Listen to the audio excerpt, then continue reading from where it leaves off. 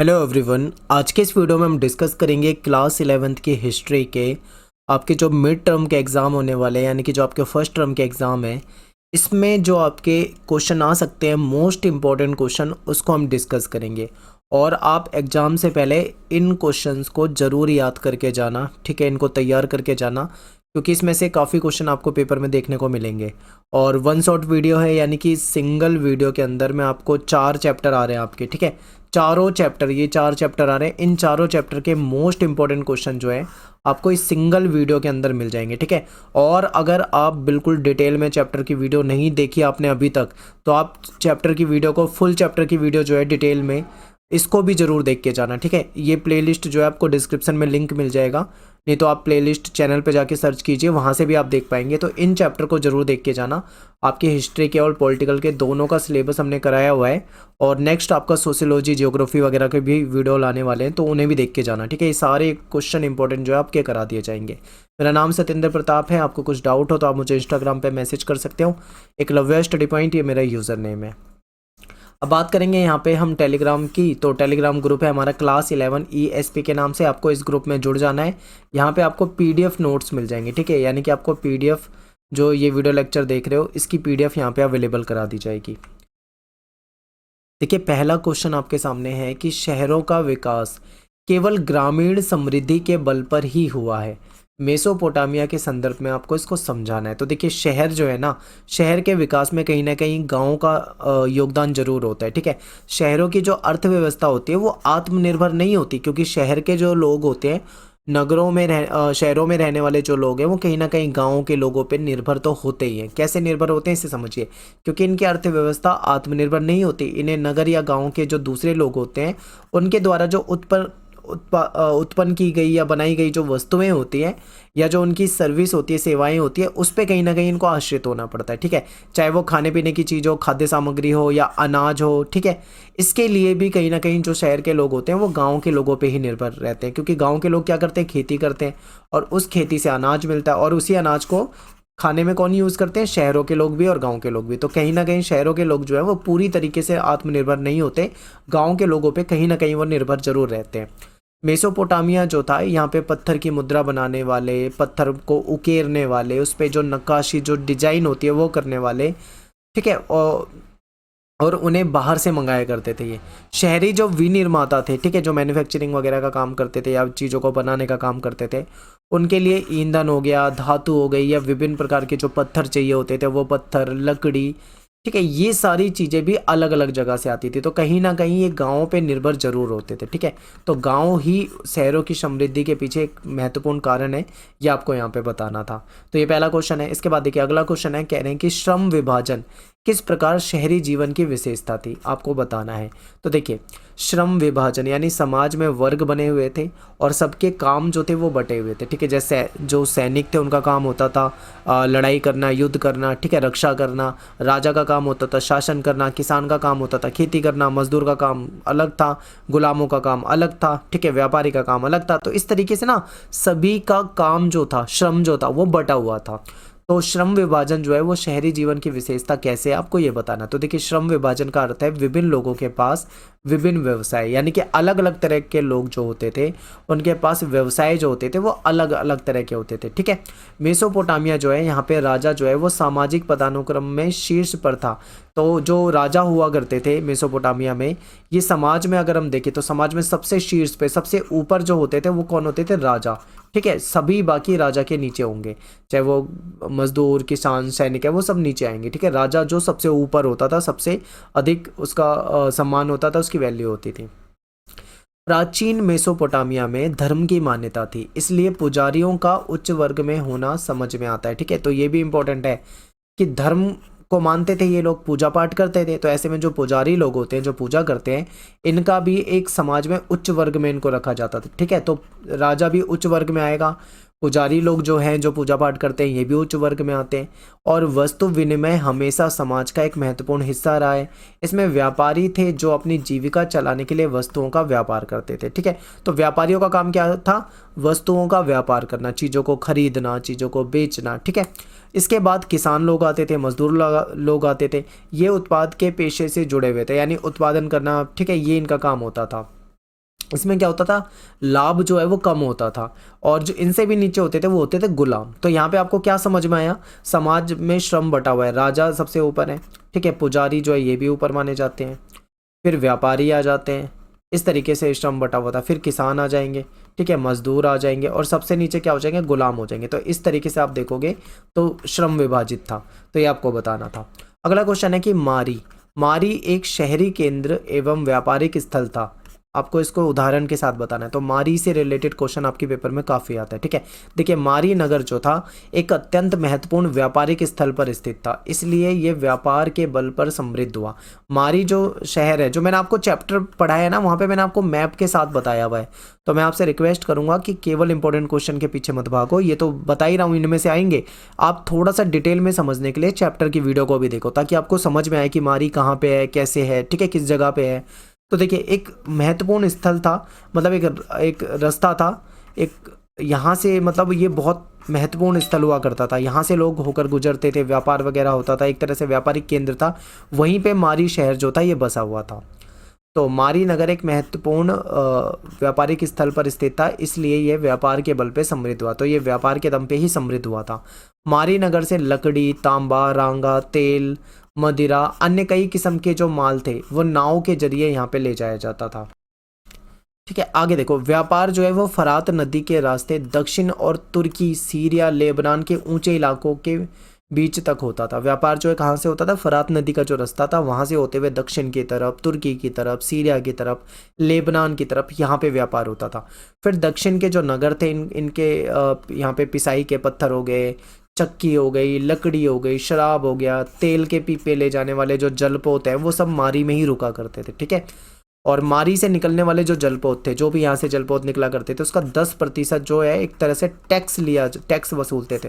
तो इससे भी ये समृद्ध हुआ था, ठीक है। तो ये आप बता सकते थे पॉइंट। अगला क्वेश्चन है कि मेसोपोटामिया में लेखन कला के विकास को साक्ष्यों के आधार पर आपको समझाना है। तो मेसोपोटामिया जो है, यहाँ पे जो पट्टिकाएं मिली है लिखित रूप से, ये 3200 ईसा पूर्व की है, ऐसा अंदाजा लगाया गया है, ठीक है। मेसोपोटामिया के जो दक्षिणी शहर था, यहाँ पे उरुक के मंदिरों से, उरुक में जो मंदिर थे वहाँ पे बैल के, मछलियों की, रोटियों की, ठीक है, इन सब की सूचियाँ प्राप्त हुई है। और बाहर और अंदरूनी लेन देन होता था, ये भी, इसके भी कुछ सबूत मिले। फिर लेखन कार्य की बात करें तो समाज में जो लेन देन होता था उसका जो हिसाब रखने के लिए, स्थायी हिसाब रखने के लिए, देखिए क्या हुआ है, मान लो अगर लेन देन किया जा रहा है और उसको ज़्यादा लंबे समय तक अगर याद रखोगे तो ज़्यादा लंबे समय तक याद नहीं रहा जाएगा, ठीक है, याद नहीं रख पाएंगे। तो उसका एक स्थायी हिसाब रखने के लिए कहीं ना कहीं लेखन कला महत्वपूर्ण होती थी। तो जो भी समाज के काम होते थे उसके लेन देन का जो हिसाब होता था उसको स्थायी रखने के लिए लेखन की आवश्यकता होती थी। मेसोपोटामिया के जो लोग थे वो मिट्टी की पट्टिका जो होती थी उस पर लिखा करते थे, चिकनी मिट्टी की जो गीली, उसको गूंथ कर, उसको, ठीक है, थाप कर उस पर नुकीली चीज़ से लिखा करते थे। जब वो सूख जाता था तो वो पट्टिकाएं बन जाती थी, लिखित रूप से उस पर दिखता था, ये होता था।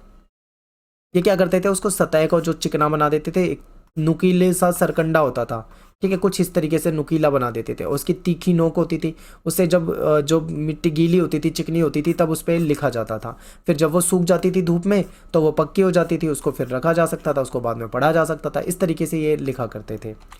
और लगभग 2600 ईसा पूर्व के आसपास की बात करें तो वर्ण जो थे वो काफ़ी कीलाकार हो गए थे, और इनकी भाषा जो थी वो सुमेरियन थी, ठीक है, जो लेखन में प्रयोग होती थी। और लेखन का क्या क्या और फ़ायदा है, देखो, शब्दकोश बनाने में, यानी जो डिक्शनरी वगैरह होती थी उसको बनाने में भी लेखन का इस्तेमाल होता था। जब भूमि का हस्तांतरण होता था, यानी ज़मीन एक व्यक्ति से दूसरे व्यक्ति को ट्रांसफ़र की जाती थी, तो उसको कानूनी मान्यता देने के लिए भी लेखन का प्रयोग होता था। राजा जो होते थे उनके काम का वर्णन करने के लिए भी लेखन का प्रयोग होता था। कानून में उन परिवर्तनों को प्रकट करने के लिए भी लेखन का प्रयोग होता था, ठीक है। सुमेरियन का स्थान, और 2400 ईसा पूर्व के बाद की बात करें तो धीरे धीरे ये अक्कदी भाषा ने ले लिया था। जो पहले हम सुमेरियन भाषा पढ़ रहे हैं, धीरे धीरे इसके स्थान पे अक्कदी भाषा आ गई थी। फिर अक्कदी भाषा में भी लिखित में चीज़ें मिलती हैं। तो ये आप लेखन कला के बारे में बता सकते थे। अगला क्वेश्चन है कि खाना बदोश पशुचारक शहरी जीवन के लिए खतरा थे। कैसे खतरा थे, समझाइए। तो देखिए क्या होता था कि मेसोपोटामिया में पश्चिमी मरुस्थल से जो यायावार लोग हैं, जो खाना बदोश लोग हैं, ये लोग अपना झुंड बनाकर आते थे, ठीक है। और उपजाऊ और संपन्न जो प्रदेश होते थे वहाँ पे आया करते थे अपने जानवरों को लेके। जो गरड़िए होते हैं ये कई बार क्या करते थे, अपने जो भेड़ बकरी है उसको लाते थे पानी वानी पिलाने के लिए। तो ये क्या करते थे, जो बोए हुए खेत होते थे, किसानों ने अपने खेत बो रखे हैं, ये उन खेतों में से लेके गुजारते थे अपने जानवर को। अब सोचो, किसी ने वहाँ पे मेहनत करके अपनी खेती कर रखी है, अपनी फसल उगा रखी है, वहीं से जानवर ले जा रहे हैं, तो उनकी फसलें क्या होगी, फसलें जो है वो नष्ट होंगी, उसको हानि पहुंचेगी, उसको नुकसान पहुंचेगी। तो ये एक तरह से उनके लिए नुकसानदायक था। फिर क्या था कि जो खाना बदोश गरड़िया होते थे, ये कई बार क्या करते थे, किसान के गाँव जो होते थे उस पर हमला कर देते थे, उनका अनाज लूट लेते थे, उनके पैसे लूट लेते थे, ठीक है। पशु चारकों को राज्य में चलने फिरने की तो अनुमति थी, और लेकिन उनकी गतिविधियों पर नज़र रखी जाती थी, क्योंकि राज्य में ये कई बार क्या करते थे, ये खेतों को नष्ट कर देंगे, फसलों को लूट लेंगे, तो इसीलिए इन पर नज़र रखी जाती थी ताकि ये किसी को नुकसान ना पहुंचाए, ठीक है। तो ये हो गया। अगला क्वेश्चन देखिए, मेसोपोटामिया के बहुत कम लोग साक्षर थे, कैसे, आपको स्पष्ट करना है, ठीक है, बताना है। तो देखिए, मेसोपोटामिया में बहुत कम लोग ही पढ़ लिख सकते थे। ऐसा क्यों कह रहे हैं हम, ऐसा इसलिए कह रहे हैं क्योंकि उनकी भाषा जो है उसमें ना केवल प्रतीक और चिन्हों की संख्या सैकड़ों में थी, जो उनके जो चिन्ह है प्रतीक है वो सैकड़ों में होते थे। ऐसे में उसको समझ पाना काफ़ी जटिल होता था, उसके लिए काफ़ी पढ़ाई करनी पड़ती होगी, काफ़ी याद रखना पड़ता होगा, काफ़ी मेहनत करनी पड़ती होगी, और गीली पट्टियों पर लिखना आसान भी नहीं था। इसलिए जो विशेष वर्ग के लोग होते थे ना वही साक्षर होते थे। इसी कारण मेसोपोटामिया में साक्षरता का जो स्तर था वो कम देखने को मिला है, ठीक है। सभी लोग साक्षर नहीं थे, विशेष वर्ग के लोग, अमीर वर्ग के लोग साक्षर होते थे। अगला क्वेश्चन है कि मंदिर मेसोपोटामिया की संस्कृति का अभिन्न अंग थे, इसको बताइए। तो देखिए, मेसोपोटामिया जो है इसमें कुछ प्राचीन शहर जो है वो मंदिर के चारों ओर विकसित हुए, यानी एक मंदिर होता था उसके चारों ओर प्राचीन शहर जो थे वो विकसित हुए थे। सबसे पहला जो मंदिर पता लगता है वो एक छोटा सा देवालय होता था जो कि कच्ची ईंटों से बना हुआ था। मंदिर जो है वो विभिन्न प्रकार की उसमें देवी देवताओं का निवास का स्थान होता था, जैसे उर जो है वो चंद्र देवता होते हैं, ठीक है, उर जो थे वो चंद्र देवता थे। और इन्नाना जो है वो प्रेम की देवी और युद्ध की देवी थी, इनकी पूजा की जाती थी। देवता जो होते थे वो पूजा केंद्र का मेन बिंदु होते थे, ठीक है, क्योंकि देवताओं के इर्द गिर्द ही सब कुछ था। लोग देवी देवताओं के लिए अन्न लेके आते थे, अनाज लेके आते थे, दही लेके आते थे, मछली लाते थे। और जो उनके आराध्य देव हैं, सैद्धांतिक रूप से खेतों, मत्स्य क्षेत्रों और स्थानीय लोगों के पशुधन का स्वामी इनको माना जाता था, ठीक है। और मेसोपोटामिया जो था, यहाँ पे मंदिर न केवल धार्मिक केंद्र थे बल्कि ये आर्थिक क्रियाओं से भी गुजरते थे, क्योंकि जहाँ पे मंदिर होते थे उसके आसपास क्या होती थी, आर्थिक गतिविधियाँ भी होती थी, तो इसलिए ये आर्थिक केंद्र के रूप में भी इसको देखा जाता था। अगला क्वेश्चन है, मेसोपोटामिया की प्रमुख उपलब्धियों का वर्णन करना है, और मेसोपोटामिया की जो सभ्यता है इसकी विश्व को क्या देन है इसके बारे में बताना है, ठीक है। तो देखिए, मेसोपोटामिया की सभ्यता जो है इसकी विश्व को सर्वाधिक जो महत्वपूर्ण देन है वो है लेखन कला, क्योंकि सबसे पहले लेखन कला के बारे में जानकारी जो है यहाँ से मिल रही है। और लेखन पद्धति का विकास जो है ऐसा कहा जाता है कि मेसोपोटामिया के लोगों ने ही सबसे पहले किया है। उत्तराधिकार जो होता था, जैसे मान लो पिता के बाद किसी को उसके पुत्र को मिल रही है, या उसके बाद राजा के बाद उसके पुत्र को मिल रही है, जो उसके उत्तराधिकार में जो चीज़ें मिलती थी, तो उत्तराधिकार के मामलों में जो कानूनी दस्तावेज हैं वो मिलते हैं यहाँ से, वो भी लिखित रूप में मिलते हैं, ठीक है। कुम्हार का जो चाक है, जो चाक यूज़ किया जाता है जिसमें कुम्हार अपने मिट्टी के बर्तन बनाता है, इसका प्रयोग भी सबसे पहले ऐसा कहा जाता है कि मेसोपोटामिया में ही शुरू हुआ है। कांच के बर्तन का निर्माण भी यहाँ पे देखा गया है, और यहाँ पे ये जो दार्शनिक प्रणाली होती थी ये भी यहाँ पे विकसित हुई है। इसके द्वारा समय का विभाजन किया जाता है। मेसोपोटामिया के जो लोग थे वो विश्व में सबसे पहले नहरें बनवाई इन्होंने, इससे सिंचाई करते थे, बाढ़ पे नियंत्रण करते थे, ठीक है। जल परिवहन का भी ये प्रयोग कर सकते थे इससे। 4 पहिए वाली जो गाड़ी है, या जो रथ है, या जो जहाजी बेड़े हैं, ये भी सबसे पहले मेसोपोटामिया के लोगों ने ही बनाए थे। मेसोपोटामिया के जो लोग हैं वो चंद्रमा की गति पे आधारित इन्होंने पंचांग, जो एक कैलेंडर होता है, ठीक है, वो इन्होंने विकसित कर लिया था। और बैंकिंग प्रणाली, व्यापारिक समझौते, हुंडी प्रणाली, ये भी यहीं पे हुआ करती थी। तो एक तरह से देखें ना तो मेसोपोटामिया की सभ्यता कहीं ना कहीं विकसित सभ्यता के रूप में इसको देख सकते हैं, ठीक है। अगला क्वेश्चन है कि रोमन साम्राज्य की सामाजिक विशेषताओं की विवेचना कीजिए। तो इतिहासकार जो टेरिटस है, इन्होंने क्या करा, प्रारंभिक साम्राज्य के प्रमुख जो सामाजिक समूह थे उसको निम्न वर्गों में बांटा है। कैसे, देखो कौन कौन से वर्ग बताए इन्होंने बताया, एक तो सीनेटर वर्ग होता था, दूसरा अश्वरोही वर्ग होता था, तीसरा जनता का सम्मानीय वर्ग, और चौथा जो था वो निम्नतर वर्ग। यानी इन्होंने 4 कैटेगरी में बांट के बताया है। सीनेटर की बात करें तो इसकी सदस्य संख्या 1000 थी, और कुल सीनेटर जो होते थे, ज़्यादातर जो सीनेटर थे, क्योंकि इनका सम्मान होता था, तो ये इतावली परिवारों से होते थे, इटली मूल के होते थे, ठीक है। सीनेटर और अश्वरोही जो है वो एकीकृत होकर एक कुलीन वर्ग बन गए। यानी जब सीनेटर और अश्वरोही आपस में मिल गए तो एक कुलीन वर्ग बना। कुलीन का मतलब अभिजात वर्ग। अभिजात और कुलीन वर्ग का मतलब क्या है, यहाँ पे देखिए, जो अमीर होते हैं, जिनके पास पैसा होता है, जिनके पास ताकत होती है, समाज में जिनका रुतबा होता है, उसको कुलीन वर्ग कहा जाता है, ठीक है। ये काफ़ी धनी होते थे, पैसा बहुत होता था इनके पास। इसके बाद बात करते हैं मध्यम वर्ग की। तो मध्यम वर्ग में कौन आते थे, जो नौकरशाही, यानी जो राजा के नीचे काम करने वाले, चाहे उसके कोई भी कर्मचारी हो, वो सब नौकरशाही होते थे। फिर सेना, जो लोग सेना से जुड़े होते थे, या फिर जो समृद्ध सौदागर हो गए, किसान भी कुछ होते थे, वो मध्यम वर्ग में ही आते थे। फिर सम्मानीय मध्यम वर्ग को सीनेट ग्रहों के आश्रित के रूप में देखा जाता था। कहीं ना कहीं सीनेट के रूप में आश्रित ही थे ये, इन पे आश्रित हुआ करते थे। सीनेट जो था वो काफ़ी महत्वपूर्ण वर्ग होता था, ठीक है। बड़ी संख्या में जो निम्न वर्ग था, जो सबसे निचला वर्ग था, इसके समूह जो थे, इसमें ग्रामीण श्रमिक, जो गांव के जो मजदूर वगैरह होते थे, वो इसमें शामिल होते थे, ठीक है। तो इस तरीके से बांटा हुआ है वर्गों में। अगला क्वेश्चन है कि रोम साम्राज्य के तीसरी शताब्दी के संकट के बारे में आपको बताना है, ठीक है। तो देखिए, तीसरी शताब्दी का संकट जो है रोमन साम्राज्य में राजनीतिक, आर्थिक और सामाजिक संकट के रूप में दिखता है। अब बात करेंगे, यहाँ पे पहले नंबर पे है सैन्य संकट। इसमें देखिए, साम्राज्य जो है, ये साम्राज्य और उसकी सीमाएं जो है, ठीक है, इस पर कुछ बर्बर जनजाति जो थी वो आ गई और उसने हमला कर दिया। फिर यहाँ पे हमला होता रहता था, ससानी वंश हो गया, इन्होंने हमला कर दिया, ठीक है। रोमन जो सेना थी उसको समाप्त कर दिया। साम्राज्य के अंदर विद्रोह होने लगा था, गृह युद्ध होने लगा था, सेना कमजोर हो रही थी, कलह चलता था, युद्ध चलते थे, लड़ाई चलती थी, ठीक है, यही होने लगा था। तो सैन्य संकट आ गया था। दूसरा क्या है, राजनीतिक संकट। अब यहाँ पे क्या है, जो शासक थे वो अप्रभावी थे, यानी ज़्यादा मजबूत शासक नहीं थे, उनके पास एक व्यवस्था नहीं थी, कमजोर शासक थे। तो प्रशासनिक व्यवस्था जो थी वो सही तरीके से नहीं चल पाई। 47 वर्ष के अंदर अंदर 25 सम्राट आए और गए, ठीक है। यानी आप देखो, केवल 47 वर्ष में 25 सम्राट बदल दिए गए। तो सोचो राजनीतिक रूप से कितनी अस्थिरता थी। फिर है आर्थिक संकट। अब यहाँ पे क्या है कि महंगाई जो थी वो बढ़ गई थी, कीमती जो धातुएं थी उसकी कमी हो गई थी, सामाजिक अशांति पैदा हो गई थी और आर्थिक संकट हो गया था। तो ये भी एक रीज़न है। फोर्थ क्या है, सामाजिक संकट। रोमन पारंपरिक मूल्य और संस्थान जो हुआ करते थे, जो उनकी एक ट्रेडिशन चली आ रही थी, वो धीरे धीरे टूट रहे थे, समाप्त हो रहे थे। व्यक्तिवाद जो थी, इसमें वृद्धि हो रहा था। सामाजिक पदानुक्रम जो पहले से चला आ रहा था, जो एक व्यवस्था चली आ रही थी, सीनेट होते थे, राजा होते थे, वो भी धीरे धीरे कमजोर होने लगा था, ठीक है। तो इससे कुछ परिवर्तन हुआ। अगला क्वेश्चन है कि रोमन अर्थव्यवस्था को आधुनिक दर्शाने वाले अभिलक्षण कौन से थे। आधारभूत ढांचा था वो काफ़ी मजबूत था, ठीक है। इसके पीछे कारण क्या थे वो समझिए। देखिए, रोमन साम्राज्य जो है, इसमें बंदरगाह, खान, खदाने, ईंट के भट्टे, जैतून के तेल की फैक्ट्रियाँ, इन सब की काफ़ी संख्या देखें तो काफ़ी मात्रा में संख्याएं थी, ठीक है। यानी बहुत सारे बंदरगाह होते थे, बहुत सारी खाने थी, खदानें थी, ठीक है। तो ये एक रीज़न होगा जिसकी वजह से इसका आर्थिक आधारभूत ढांचा जो था वो मजबूत था।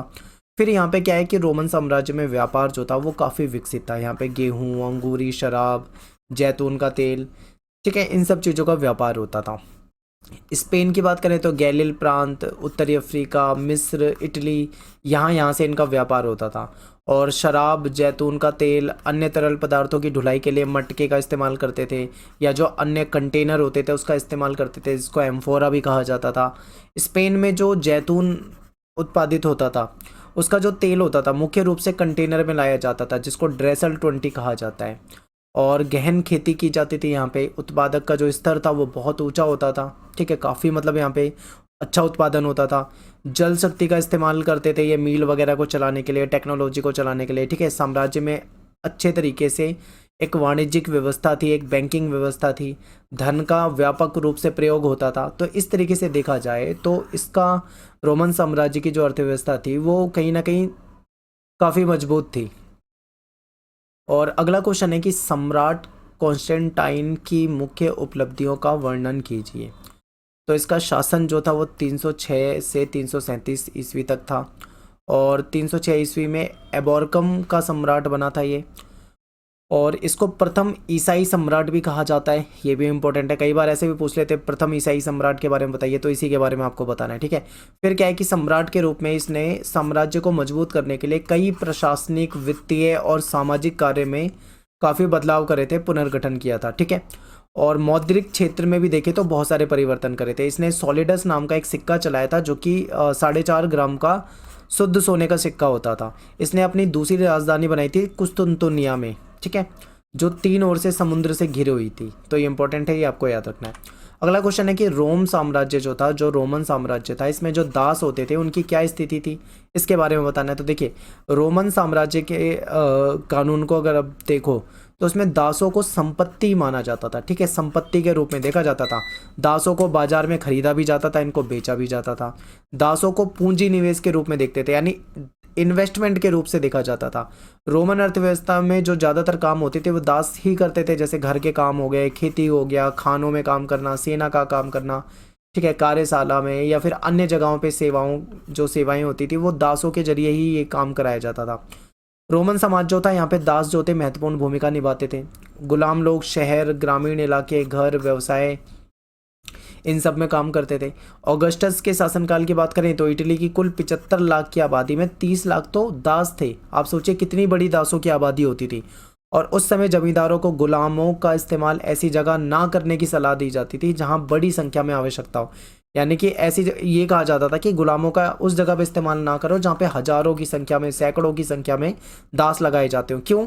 क्योंकि मान लो किसी को कोई बीमारी हो जाती है और वो संक्रमण वाली बीमारी है, तो एक दास की से वो दूसरे, तीसरे, चौथे इस तरीके से फैल जाएगी, तो लोग काफ़ी मर जाते थे, ठीक है। इसीलिए इनको सलाह दी जाती थी ऐसी कि बड़ी संख्या में जहाँ पे आवश्यकता है वहाँ पे दासों को मत लगाओ, गुलामों को ना लगाओ। दास जो थे वो कीमती थे, उन्हें नुकसान होने पर हिसाब किताब, ठीक है, उनका नुकसान होने पर हिसाब किताब खराब हो सकता था। उच्च वर्ग के जो लोग होते थे वो दासों के साथ हमेशा गलत व्यवहार करते थे, क्रूरता वाला व्यवहार करते थे, जबकि जो नॉर्मल लोग थे, साधारण लोग थे, आम लोग थे, वो इनके प्रति सहानुभूति रखते थे। अगला क्वेश्चन है कि रोमन साम्राज्य जो था इसके पतन के कारण बताने हैं। तो देखिए, कई सारे कारण है। एक तो राजनीतिक अस्थिरता के कारण इसका पतन हो गया, यानी रोमन साम्राज्य नष्ट हो गया। फिर भ्रष्टाचार की वजह से भी हुआ, ठीक है, सरकार कमज़ोर हो गई थी, सही से शासन नहीं कर पा रही थी। इनकी जो कृषि और व्यापार पे आधारित इनकी अर्थव्यवस्था होती थी, लेकिन जो इन्होंने टैक्सेशन था, टैक्स वाली व्यवस्था थी, टैक्स काफ़ी बढ़ा दिया था, महंगाई बढ़ गई थी, व्यापार में गिरावट होने लगी थी, ठीक है, इसके कारण भी इसका साम्राज्य का पतन हो चुका था। और सरकार ने अपनी मुद्रा का अवमूल्यन कर दिया था, उसकी वैल्यू गिरा दी थी, ठीक है, इससे अर्थव्यवस्था में भी गिरावट हो गई थी, व्यापार में भी बहुत ज़्यादा नुकसान हो गया था। रोमन साम्राज्य जो था अपनी मजबूत सेना के लिए जाना जाता था, लेकिन संसाधनों की कमी हो गई थी, जिससे सेना की भर्ती में भी गिरावट आने लगी थी और ये जो धीरे धीरे कमजोर होने लगा था, ठीक है। और जंगली जनजाति जो थी बार बार आक्रमण करती रहती थी इन पे, ससानी वगैरह या कई ऐसे थे जो इन पे हमला करते रहते थे, इससे भी ये कमजोर हो गए थे। फिर रोमन साम्राज्य अपनी संस्कृति और सभ्यता के लिए जाना जाता था, लेकिन शिक्षा, कला और साहित्य में गिरावट के कारण इसका धीरे धीरे पतन शुरू हो गया था, ठीक है। रोमन साम्राज्य जो था वो बहुत विशाल आकार होता था, बहुत बड़े क्षेत्र में होता था, लेकिन इतने बड़े क्षेत्र में ज़्यादा विस्तार होने के कारण संसाधनों पर भी दबाव पड़ रहा था। तो ऐसे में, ठीक है, यहाँ पे शासन व्यवस्था को सही तरीके से, सुचारू तरीके से लागू कर पाना, टैक्स व्यवस्था को सही से लागू कर पाना मुश्किल हो रहा था। तो ये एक रीज़न है जिसकी वजह से इसका पतन हो गया था, ठीक है।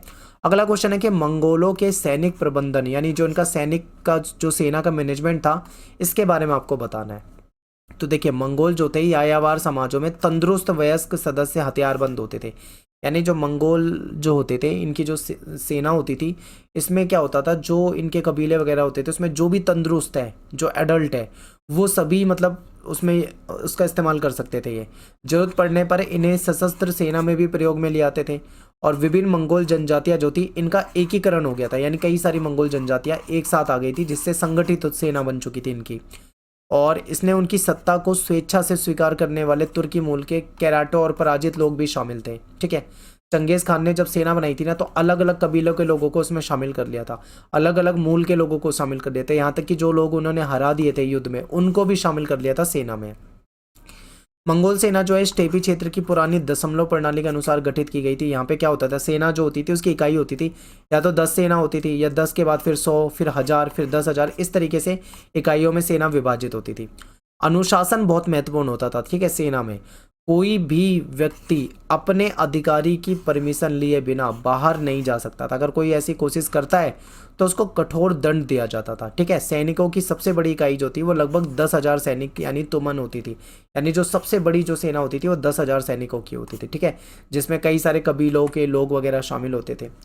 अगला क्वेश्चन है कि चंगेज खान जो था एक महान शासक था, इसके क्या कारण थे। तो देखिए चंगेज खान जो है 1162 में मंगोलिया में, ठीक है, इसका जन्म हुआ था और इसका शुरू में नाम जो था वो तैमुजिन होता था। जमुका और नेमन लोगों को इसने पराजित किया था। इसके बाद तैमुजिन जो स्टेपी क्षेत्र था, यहाँ की राजनीति में सबसे प्रभावशाली व्यक्ति के रूप में ये उभरा था। शुरू में इसको तैमुजिन ही कहा जाता था, ठीक है। चंगेज खान की प्रतिष्ठा से प्रभावित होकर, इसकी प्रतिष्ठा, इसकी प्रसिद्धि बहुत फेमस हो गया था। इससे प्रभावित होकर जो मंगोल कबीले के सरदार थे, उन्होंने क्या करा, इसको मान्यता दे दी और इसको समुद्री खान और सार्वभौम शासक की उपाधि मिल गई और इसको महानायक घोषित कर दिया गया। इसके बाद क्या हुआ, इसने धीरे धीरे सभी कबीलों को जो आपस में कभी लड़ते थे उनको एक किया और सबको संगठित कर दिया और एक मजबूत सेना बनाई, ठीक है, एक बढ़िया शासन व्यवस्था बनाई। ये क्या करते थे, एक जगह से दूसरी जगह पे जाते थे, हमला करते थे, उन क्षेत्रों को जीतते थे। और चीन पर भी कई बार इन्होंने क्या करा था, आक्रमण वगैरह करते रहते थे। 1219 1221 तक बड़े नगरों में बुखारा, समरकंद, बल्ख, गुरगंज, मवन, निशापुर, हेरात, यहाँ पे मंगोल सेनाओं के सम्मुख इन सब ने समर्पण कर दिया था, यानी सबको इन्होंने हरा दिया था। चंगेज खान ने व्यापार के रास्ते और बाजार को दोबारा से स्थापित किया। इसने अपने शासन में बहुजातीय, बहुभाषी, बहुधार्मिक संगठन बना के रखा हुआ था और चंगेज खान एक राष्ट्र नायक के रूप में देखा जाता है, ठीक है। इसकी सैनिक उपलब्धियों की बात करें तो इसकी सेना में मंगोल और तुर्क कुशल घुड़सवार जो होते थे वो इसमें शामिल थे। घोड़े के ऊपर तीरंदाजी करने का जो स्किल्ड जो इनके पास सैनिक होते थे वो इनके पास थे। मौसम की जानकारी होती थी इन्हें, ठीक है, उसके अनुसार ये अपनी सेना का संचालन करते थे। घेराबंदी, यंत्र, नीति, सब कुछ इन्हें आता था, तो इसलिए इनकी सेना जो थी वो युद्ध जीत जाती थी। मंगोल साम्राज्य जो है इसके पतन के क्या कारण है, तो देखिए मंगोलों की संख्या बहुत कम थी। इन्होंने जो भी राज्य जीते थे वहाँ की जो प्रजा होती थी वो ज़्यादा सभ्य होती थी, ठीक है। ये लोग उन प्रजा से भी कम सभ्य थे। बहुजातीय, बहुभाषी, बहुधार्मिक संगठन बनाना, अपनी सभ्यता को विजित देशों की सभ्यता से मिलाना, इन्होंने ये काम करा जिससे सामाजिक एकता नहीं बन पाई। अब देखिए ये क्या थे, ये कबीलों में रहने वाले लोग थे, ये खाना बदोश लोग थे, ठीक है, ये संगठित नहीं थे शुरू में और इनका रहन सहन, इनका जो जीवन जीने का तरीका था वो बहुत अलग होता था। जिन क्षेत्रों को जीतते थे वहाँ का रहन सहन, वहाँ के लोग अलग तरीके के होते थे, तो फिर उन सबको अपने जैसा बनाने की कोशिश करना, ये तो कहीं ना कहीं एक सामाजिक एकता नहीं बन पाई थी। चंगेज खान जब तक था तब तक तो सही चल रहा था, लेकिन जब उसकी मृत्यु हो गई उसके बाद मंगोल साम्राज्य जो था वो कमज़ोर होने लगा था, ठीक है, क्योंकि चंगेज खान ने अपने समय में मजबूत बनाए रखा। उसके बाद के जो उत्तराधिकारी आए ना वो उतने मजबूत नहीं थे, इसकी वजह से साम्राज्य जो था बिखर गया था। चंगेज खान की हरकारा पद्धति क्या थी, इसकी विशेषता बतानी है। तो देखिए मंगोलों ने राज्य के जो दूरवर्ती क्षेत्र थे, ठीक है, उन क्षेत्रों से लगातार संपर्क बनाए रखने के लिए एक संचार पद्धति बनाई थी ताकि दूर दूर के क्षेत्र तक इनका कम्युनिकेशन बना रहे। इसी को हरकारा पद्धति कहते थे। इस पद्धति में क्या होता था, कुछ निश्चित दूरी पर सैनिक चौकी बनाई जाती थी। एक चौकी यहाँ हो गई, एक यहाँ हो गई, एक यहाँ हो गई, ठीक है, इस तरीके से। जिसमें क्या होता था, इसमें स्वस्थ और शक्तिशाली घोड़े और घुड़सवार संदेशवाहक को रखा जाता था। ये संदेशवाहक जो थे इनका काम क्या होता था, सूचना को तेजी से एक जगह से दूसरी जगह पहुंचाना। तो क्या होता था, एक चौकी से दूसरी चौकी पे पहुंचा देगा, फिर वहाँ दूसरे घोड़े और होंगे वो दूसरी जगह पहुंचा देंगे, फिर आगे, इस तरीके से चलता रहता था। तो इतने बड़े साम्राज्य में जो दूरवर्ती स्थान होते थे वहाँ पे भी महत्वपूर्ण सूचना को ये कम समय में पहुंचा देते थे और शासक तक ये सूचना पहुंच जाती थी। इसको हरकारा पद्धति कहते थे, ठीक है। ये इंपॉर्टेंट है, ये पेपर में आती है कई बार, तो आपको याद करना है। अगला क्वेश्चन है यास क्या है, यास और इसके अर्थ में परिवर्तन आने के कारण यास के महत्व की विवेचना करनी। तो देखिए यास क्या, एक तरह से कानून मान लो आप इन्हें, ठीक है। तो यास जो है एक प्रकार का नियम था, एक नियम संहिता थी, या फिर आप इसको एक कानून कह सकते हो, कुछ कायदे कह सकते हो। ये चंगेज खान ने 1206 में किर्तिलियाई जो था क्षेत्र यहाँ पे लागू किया था और इसको चंगेज खान की विधि संहिता के नाम से भी जानते हैं। शुरू में इसको यसाक भी लिखा जाता था जिसका अर्थ होता था विधि। विधि का मतलब कानून होता है, ठीक है, आज्ञप्ति या फिर आदेश, ऑर्डर। यसाक का संबंध जो है वो प्रशासनिक नियमों से था, जो प्रशासन के द्वारा जो भी मतलब जो भी घोषणा की जाएगी या जो नियम बनाए जाएंगे वो उससे रिलेटेड था, जैसे आखेट के, सैन्य के, डाक प्रणाली, इन सब चीज़ों का।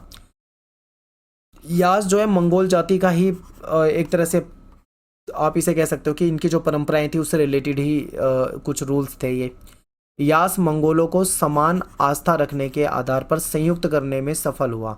इससे क्या हुआ, कहीं ना कहीं जो मंगोल थे इनके बीच में एक संगठन, एक एकीकरण बना रहा और यास एक शक्तिशाली सिद्धांत था जिसने मंगोल साम्राज्य की संरचना में एक महत्वपूर्ण भूमिका निभाई थी। ठीक है, अगला क्वेश्चन है सामंतवाद के अंतर्गत यूरोप में किसानों की क्या स्थिति थी। तो देखिए 11वीं जो सदी थी इसके उत्तरार्ध में यूरोप के अनेक भागों में सामंतवाद की उत्पत्ति हुई थी। सामंतवाद के लिए फ्यूडलिज्म शब्द यूज किया जाता है जो कि जर्मन भाषा के फ्यूड से बना हुआ है। ठीक है, फ्यूड का मतलब होता है जमीन का टुकड़ा। और आर्थिक दृष्टि से देखें तो सामंत जो थे एक प्रकार के कृषि उत्पाद की ओर संकेत करता है, यानी कि सामंत और कृषक के संबंधों के आधार पर कृषक अपने खेतों के साथ लॉर्ड के सामंत, जो लॉर्ड सामंत होते थे, इनके खेतों पे जुताई करते थे। अब सामंत को और आसान शब्दों में समझिए, इसको आप जमींदार के रूप में देखो। सामंत के पास बहुत सारी जमीन होती थी। ठीक है, इसको आप सामंत भी कह सकते हो, जमींदार भी कह सकते हो एक तरह से। इनके पास बहुत सारी ज़मीन होती थी, तो जो किसान होते थे वो लॉर्ड की जो ज़मीन होती थी उस पर भी खेती करते थे और सामंत की ज़मीन पे भी खेती करते थे। ठीक है, कृषक जो थे वो लॉर्ड को सेवा प्रदान करने तथा बदले में लॉर्ड उनको सैनिक सुरक्षा प्रदान करने के साथ साथ कुछ न्यायिक अधिकार भी देते थे। और ये व्यवस्था जो थी मध्य फ्रांस में, बाद में इंग्लैंड में, फिर इटली में, हर जगह ये व्यवस्था जो थी वो विकसित होने लगी थी। ठीक है, अगला क्वेश्चन देखो, नाइट वर्ग का उदय क्यों हुआ था। लॉर्ड तथा नाइट के आपसी संबंध के बारे में बताना है। तो देखिए नाइट वर्ग क्या है, एक तरह से सैनिक वर्ग है। तो 9वीं शताब्दी के दौरान यूरोप जो था यहाँ पे युद्ध बहुत होते थे, आए दिन युद्ध होते रहते थे। इसके लिए क्या था, जो सेना होती थी वो काफ़ी नहीं थी, क्योंकि ये पहले किसानों को भी सेना में शामिल कर लेते थे, मजदूरों को भी सेना में शामिल कर लेते थे। तो जब इतने ज़्यादा युद्ध होते थे तो पता था कि ऐसे काम नहीं चलने वाला, इसलिए इनको एक स्किल्ड यानी कुशल घुड़सवार और अश्वसेना की जरूरत थी। तो इसलिए ये जो जरूरत थी ना सेना की, इसी से एक नया वर्ग उभरा। ठीक है, जो कुशल घुड़सवार और अश्वसेना था इसको नाइट्स कहा जाता था, यानी ये ऐसे सैनिक थे जो अच्छी घुड़सवारी भी जानते थे, ठीक है, घोड़े वगैरह चलाना जानते थे और अच्छे सैनिक भी थे, स्किल्ड थे। नाइट्स और लॉर्ड के बीच में क्या संबंध था, ये देखिए यूरोप में नाइट्स और लॉर्ड का संबंध वैसा ही था जैसे लॉर्ड और राजा का, यानी सबसे ऊपर होता था राजा, राजा की सारी बात लॉर्ड को माननी पड़ती थी। इसी तरीके से लॉर्ड की सारी बातें नाइट्स को माननी पड़ती थी। ठीक है, यानी जैसा उनका इससे संबंध है ऐसा ही इनका इससे संबंध है। सामंत जो है वो नाइट को भूमि का एक टुकड़ा दे देते थे और इसको फीफ कहा जाता था। ये 1000 से 2000 एकड़ या उससे भी ज़्यादा हो सकती थी। नाइट क्या करते थे, भूमि के बदले में लॉर्ड को एक निश्चित धनराशि पैसा वगैरह दे देते थे और बदले में इनको आश्वासन दे देते थे कि जब तुम्हें जरूरत पड़ेगी युद्ध में तो हम सैनिक हैं, हम तुम्हारे साथ रहेंगे, यानी हम तुम्हारा साथ देंगे। नाइट जो है अपनी सेवाएं दूसरे लॉर्ड को भी दे सकते थे, ऐसा नहीं था केवल अपने लॉर्ड को देंगे, दूसरे को भी दे सकते थे, लेकिन सबसे पहले उनकी निष्ठा जो होती थी वो अपने लॉर्ड के प्रति होती थी। ठीक है, अपने लॉर्ड सबसे पहले, उसके बाद दूसरा कोई अगर सेवा मांगता है तो उसके लिए भी लड़ सकते थे। तो देखिए ये जो भिक्षु होते थे, जो पुरुष और महिला दोनों ही भिक्षु बन सकते थे। ठीक है, जो पुरुष भिक्षु होते थे इनको मोंग कहा जाता था और जो महिला यानी जो स्त्री भिक्षु होती थी इनको नन कहा जाता था। ठीक है, और अगर कोई भिक्षु या भिक्षुणी बनता था तो फिर वो विवाह नहीं कर सकता था, यानी जो भिक्षु भिक्षुणी होगा उसको विवाह करने की अनुमति नहीं होती थी। किसी भी भिक्षु को व्यक्तिगत संपत्ति रखने का भी कोई अधिकार नहीं था, यानी वो पैसे नहीं जोड़ सकता, धन नहीं जोड़ सकता। ठीक है, अगला क्वेश्चन है कि 14वीं सदी की शुरुआत तक यूरोप का आर्थिक विस्तार जो था वो धीमा पड़ गया। ऐसा किन कारणों से हुआ था ये आपको बताना है। देखिए 14वीं शताब्दी के आर्थिक संकट ने यूरोप में कृषकों में सामाजिक असंतोष हो गया था। क्यों हुआ था भाई किसानों के बीच में ऐसा इसलिए हुआ था क्योंकि 13वीं सदी के अंत तक जो उत्तरी यूरोप है यहाँ पे तेज ग्रीष्म ऋतु के स्थान पे ठंडी ग्रीष्म ऋतु आ गई थी, यानी कि अब जो यहाँ का जो टेम्परेचर है वो बदल चुका था। ठीक है, और पैदावार के मौसम जो थे वो छोटे हो गए थे। तूफानी और सागरीय बाढ़ जो थी वो आती रहती थी जिससे उनके जो खेत वगैरह थे, जो फार्म थे वो नष्ट हो रहे थे। आर्थिक मंदी से यूरोप के जो लॉर्ड थे जिनकी आय कभी बहुत ज़्यादा होती थी एक समय में, उनकी आय अब बहुत कम हो गई थी। सरकार जो थी वो टैक्स से जो सरकार को आमदनी मिलती थी वो भी धीरे धीरे कम होने लग रही थी। जनसंख्या वृद्धि के कारण उपलब्ध जो संसाधन है वो भी कम होते जा रहे थे और जो पहले 3 क्षेत्रीय फसल चक्र जो था वो भी कमज़ोर हो गया, जिससे कि इनकी जो फसल थी, जो पैदावार थी वो धीरे धीरे गिरावट हो रही थी। ठीक है। चरागाह जो होते थे जहाँ पशुओं को चराया जाता था, वहाँ पे भी पशुओं की कमी होने लगी थी। तो कई तरह की संकट हो गए थे और यहाँ पे क्या हुआ, यूरोप में एक भयंकर अकाल पड़ गया, महामारी फैल गई, जिससे बहुत सारे पशु जो थे उनकी मौत हो गई। जलपोतों के साथ कुछ चूहे आ गए और चूहे की वजह से एक बीमारी फैलती थी जिसे प्लेग कहा जाता था। तो इनसे प्लेग फैल गया और ये संक्रमण हो गया लोगों को, तो लाखों लोग जो थे इससे ग्रसित हो गए, उनकी भी मौत हो गई, बहुत सारे लोगों की। ठीक है। मजदूरों की काफ़ी मौत हो गई थी और उनकी संख्या जो थी उसमें कमी हो गई थी और उनकी जो मजदूरी की जो दर थी वो 250% बढ़ गई थी। यानी कि मजदूर जब कम हो गए थे, जो बचे हुए थे वो अपने जो पैसा मांगते थे वो बहुत ज़्यादा मांगते थे। तो इस वजह से भी बहुत ज़्यादा समस्याएं आ रही थी। ठीक है। तो ये सारे क्वेश्चन जो है इंपॉर्टेंट है आपके, ये सब पॉइंट आपको याद रख के जाना है।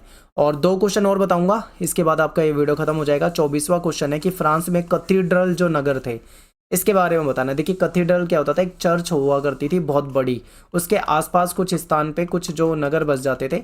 ठीक है। इसी को कैथीड्रल नगर कहा जाता था। तो समझते हैं, 12वीं शताब्दी में फ्रांस में कैथीड्रल कहे जाने वाले जो चर्च होते थे इसका निर्माण कार्य शुरू हुआ था और धनी लोग द्वारा दान दिया जाता था। ठीक है। इसके निर्माण में क्या थे, जो पैसे वाले लोग थे वो दान देते, जो गरीब लोग होते थे या जो आम आदमी होते थे वो भी उसमें दान देते थे।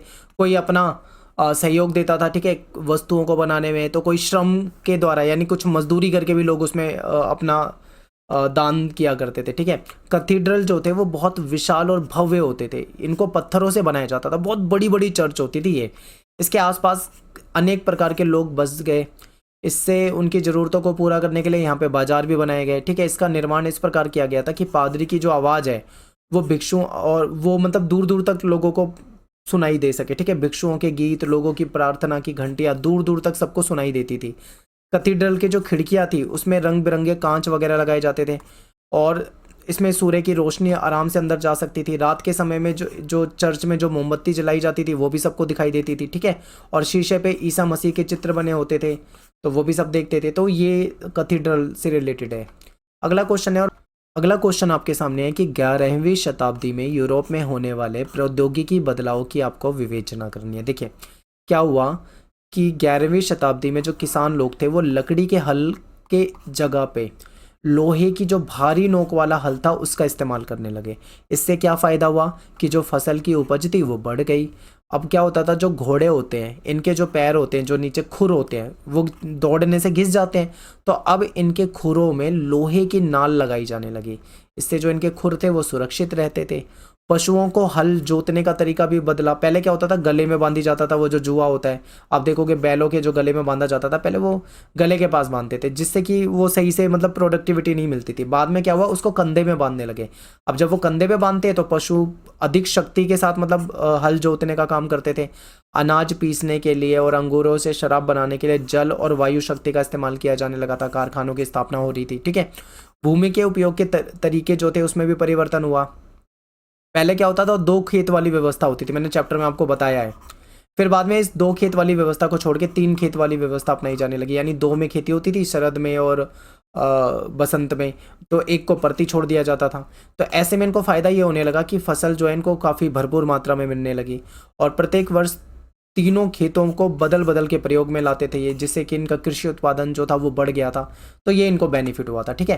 तो आई होप सारे क्वेश्चन आपको समझ में आए होंगे। मैंने जल्दी जल्दी आपको बताए हैं, बहुत आराम से रिलैक्स होकर आपको वीडियो देखने, तो चैप्टर की वीडियो देखो, वहाँ पे मैंने बिल्कुल डिटेल में एक एक चीज़ बताई हुई। ठीक है। अच्छे से एक्सप्लेन करा हुआ है बहुत। तो आप चैप्टर की वीडियो को देखो। मिलते हैं नेक्स्ट वीडियो में। Thanks for watching. जय हिंद, जय भारत।